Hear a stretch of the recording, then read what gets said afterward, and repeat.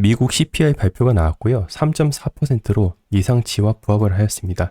이로 인하여 비트코인 움직임이 아주 결정적인 때였는데요. 방향을 CPI 발표와 함께 위로 딱 틀은 상황이고요. 가격이 지금 조금 올라가다 보니까 좋은 얘기들이 나오고 있습니다. 불과 얼마 전까지만 하더라도 안 좋은 얘기들이 많이 나오는데 말이죠.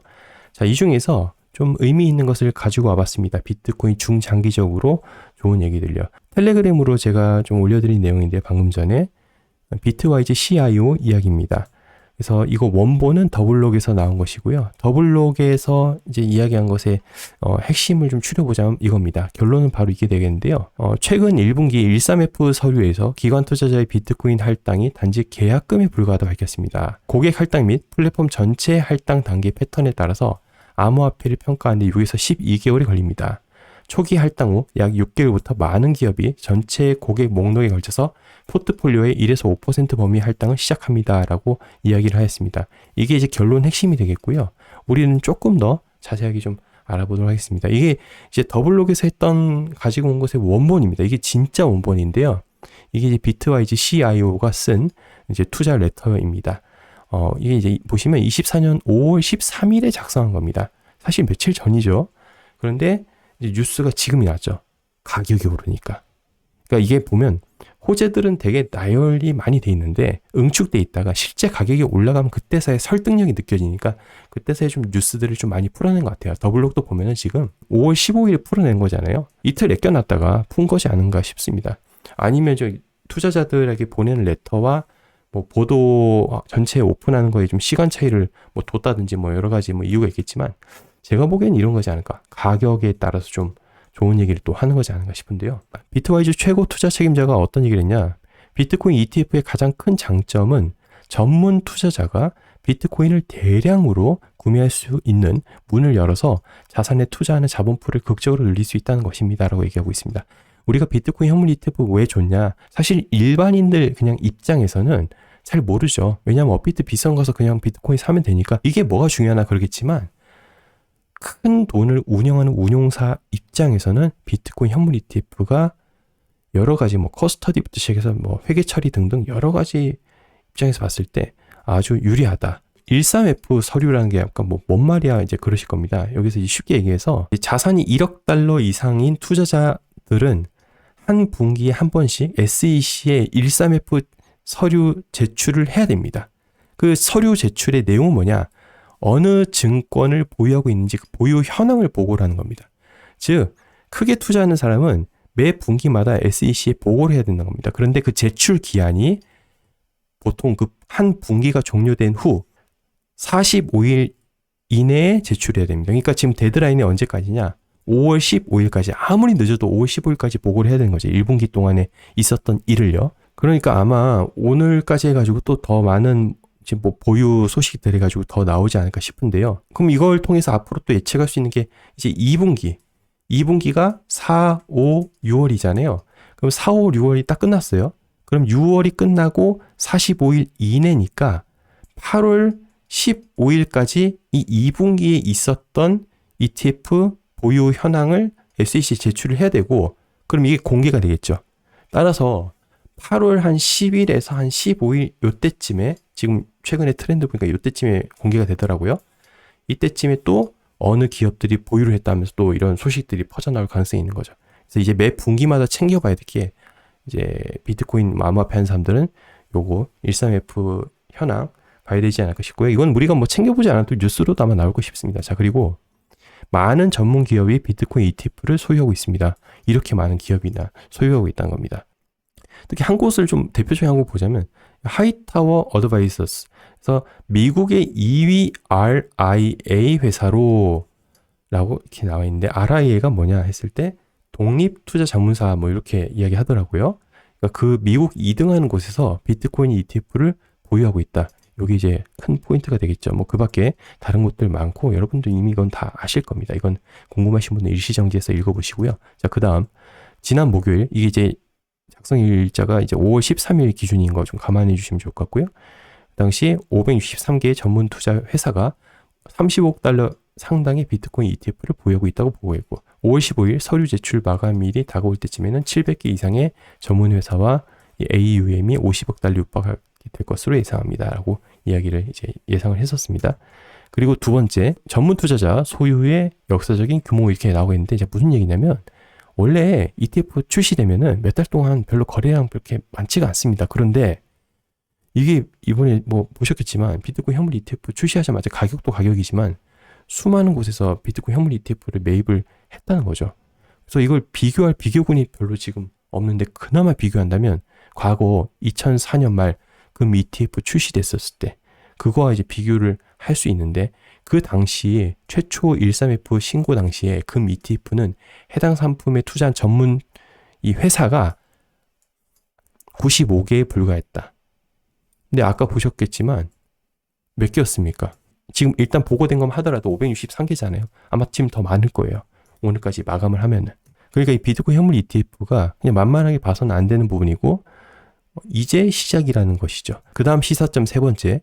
그럼에도 불구하고 소매업은 비트코인 ETF의 대부분을 보유하고 있습니다. 라고 나와 있는데 이건 그냥 일시정지해서 읽어보세요. 지금 이건 소매에 대한 이야기니까 우리가 기관급 이야기하고 있으니까 이제 넘어가도 하고요. 그 다음에 이건 어떻게 보면 네 번째가 되겠네요. 왜 낙관적이냐? 이 비트와이즈 CIO가 7년 동안 이 일을 하면서 배운 한 가지가 대부분의 투자자들이 다음과 같은 익숙한 패턴을 따른다는 것입니다. 라고 얘기하고 있습니다. 이 1, 2, 3, 4단계를요. 자, 1단계가 뭐냐? 실사입니다. 실사. 조사를 하는 거죠. 그래서 대부분의 전문 투자자는 암호화폐를 평가하는데 6에서 12개월이 걸립니다. 그냥 나오자마자 바로 돈 딱 배정하는 거 극히 드물다는 것이죠. 그리고 2단계 개인 할당. 고객을 대신하여 할당하기 전에 고객 돈을 운용을 하는 거니까 그 말입니다. 소액만 한다는 겁니다. 처음에는. 그러니까 지금 단계가 어찌 보면 이제 2단계죠. 2단계. 소액만 일단 먼저 계약금 형태로 넣는다는 거. 그리고 세 번째 3단계가 어떤 거냐. 그 다음에는 소수의 고객을 대신하여 할당합니다. 소수의 고객 자금을 할당한다는 거죠. 그 다음에 네 번째 4단계.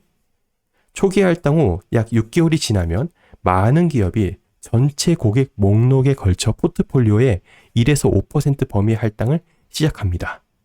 그러니까 지금 2단계 이제 왔고 3, 4단계가 남아있다는 것이고 초기 할당 후 6개월이 지나야 본격적인 포트폴리오 배정이 되는 거니까 지금 아무리 뭐 빨라도 예를 들어서 1월 11일 비트코인 현물 ETF 시작했잖아요. 아무리 빨라서 1월 11일에 바로 그날 딱 담았다 쳐도요. 6개월 뒤면 언제입니까? 7월 11일이 되겠죠. 그러니까 본격적 포트폴리오 배정에서 뭐 더 담았다 그런 소식이 이제 더 나오는 것은 그리고 가격적으로 반응하는 것은 좀 체감하는 게 7월부터이지 않을까. 그렇다고 뭐 지금 5월 현재 중순인데 5월, 6월을 뭐 넉넉히 보냐. 그건 아니겠죠. 이미 ETF에 대한 어떤 기대감이 선반영 또 될 수 있는 문제가 있기 때문에 너무 또 넉넉히 있어서는 또 안 되는 부분, 그 부분도 좀 감안해야 될 것 같습니다. 그래서 지금 다시 강조를 하면 지금은 계약금 수준, 초기 할당 2단계라는 것이죠. 아까 이제 우리가 봤죠. 그 독립투자자문사 미국에서 2등하는 곳에서는 오늘날 비트코인 ETF에 6,800만 달러를 할당했을 수 있습니다. 이는 대단한 일이지만 이들이 운영하는 자산의 0.05%에 불과합니다. 자, 그러면 뭐 5%까지 바르지도 않아요. 1%만 할당을 한다면 현재 이 할당한 자산보다 얼마나 몇 배나 더 지금 늘어나야 된다는 것인가요? 1%라면 20배가 됩니다. 20배. 그러니까 더 많은 돈이 향후 6개월 내지 12개월 동안 더 들어올 수가 있다라는 예상을 할 수 있겠습니다. 저는 그래서 이게 이해가 되더라고요. 얼마 전에 JP모건도 비트코인 현물 ETF 뭐 이런 관련 ETF 상품 담아서 이거 SEC 제출한 거 문서가 이제 공개가 됐었고 근데 좀 의아했던 게 76만 달러 약 한 10억 원 상당밖에 담지 않았더라고요. 그래서 뭐 별로 안 되네. 금액이 이렇게 안 되지 했는데 이게 계약금 수준 지금 초기 할당 단계이기 때문에 이렇구나라고 이제 이유를 알았던 것 같습니다. 자, 그래서 다시 좀 정리를 해볼게요. 비트코인 차트 함께 좀 보신다면 비트코인 현물 ETF 승인 거래가 이때 딱 됐었죠. 그리고 이제 GBTC 물량 좀 정리되는 그런 과정 속에 약 한 20% 정도의 하락 조정이 있었고요. 그리고 나서 이제 블랙락 ETF의 또 매수 유입과 함께 또 거침없이 올라갔던 게 또 이 구간이었죠. 그리고 현재 이 구간에 있는 거고요. 그러면 우리가 이제 알 수 있는 게 이때부터 아무리 빨라도 거래일 이때부터 테스트 물량 초기 할당 물량 담았다 치면은 향후 6개월부터 본격적인 걸 이제 담는다고 가정했을 때 7월 11일, 그러니까 뭐 너무 10일 이렇게 정확하게 좀 짚으면 좀 오류가 있을 수도 있으니까 한 7월부터 또 어디가 또 더 담리고 왜 이렇게 올라가지? 또 그런 또 시장의 분위기에 여지가 있다는 것이죠. 그리고 지금 뭐 이 밖에 이제 주 단위에서 위스콘시주, 미국의 위스콘시주 투자위원회에서 9,900만 달러의 블랙록 비트코인 현물 ETF를 보유했다라는 거, 이것도 역시나 13F 보고서에 따라서 그 내용이 이제 밝혀져가지고 다 알려진 사실이죠. 그러니까 이런 할당들이 계속 이루어지고 있고, 그리고 이거 약간 별개인데 약간 좀 비슷한 부분이라서요. 대표적으로 비트코인 직접 담는 기업 중에 마이크로 스트래테지가 있죠. 이게 기업 주가 자체가 어떻게 보면 비트코인 뭐 ETF 형식이기도 하니까. 그런데 여기가 MSCI 글로벌 주가 지수에 편입이 된다라고 밝혔고, 이제 향후에는 이제 어떤 호재까지 같이 들어갈 수 있냐면 S&P 500에 편입될 수 있는 거.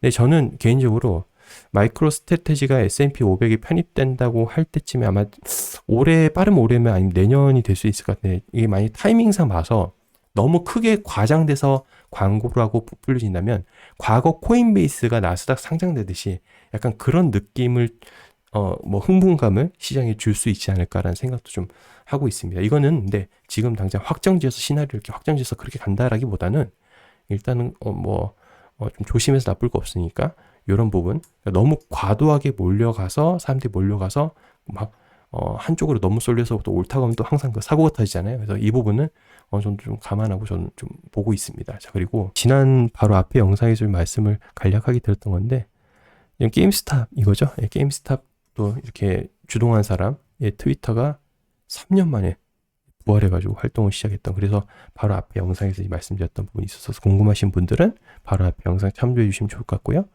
자, 그리고 하나 좀 더 말씀드리고 싶은 거. 온체인 지표 많이 보시죠? 예, 저도 뭐 참고는 하는데요. 저는 근데 이거 100% 신뢰하지 않습니다. 이거 잘 봐야 되거든요. 정말 잘 봐야 됩니다. 과거 2021년 말 2022년 초, 그러니까 거의 시장 뭐 피크 찍고 이제 막 살짝 더 가려나 말려나 막 이렇게 고민 많던 시절이요. 이제 그때 뭐 플랜 B 의심해보자 2013년과의 또 유사성, 또 테이퍼링 한다고 하니까 그것도 다 우리가 막 같이 봤었지 않습니까? 그때 적지 않은 분들, 많은 분들께서 온체인 지표는 긍정적이고 더 크게 간다. 그리고 저보고 온체인 지표 공부를 해라. 뭐 그런 것도 얘기 안 하고 온체인 지표 뭐 하나도 모르는 사람 같다 라면서 막 뭐라고 많이 하셨거든요. 근데 결론은 그렇지 않았죠. 예, 근데 현재 지금 보면은 온체인 지표상에 봤을 때 이걸로 보면 이미 사이클 종료라고 주장하는 분들이 좀 있어요. 특히 롱텀 홀더 지갑을 가지고 말이죠. 근데 그 부분은 아무튼 다음에 시간이 되면 말씀드릴게요. 제가 지난 토요일에 라이브 때는 얘기를 했는데 시간 되면 또 말씀 좀 드려보도록 하고요. 그리고 온체인은 해석이 매우 중요합니다. 어찌 보면 결론을 미리 지어놓고 그에 관련한 이제 필요한 자료들을 끌어오는 거일 수도 있어요. 근데 저는 중요한 게 온체인 지표 이제 가공된 자료 말고요. 원본을 먼저 찾아서 분석하는 게 더 중요하다고 생각하거든요.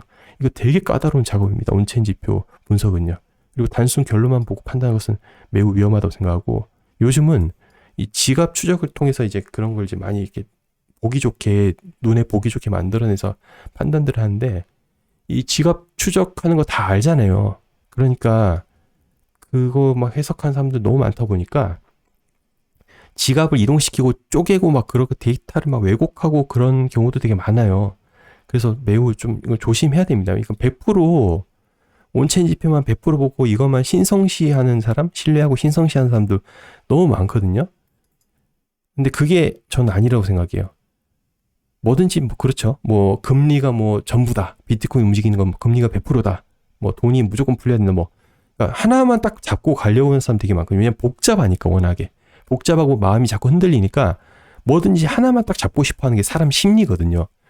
근데 저는 그거는 좀 실패 확률이 높다고 생각하고, 그리고 원본을 망각한 채 결국 온체인 지표에 또 뚫고 들어가다 보면 원본은 몇 개 안 되잖아요. 근데 그거를 가공을 해서 우리는 딱 보기 좋게 된 거를 본단 말이죠.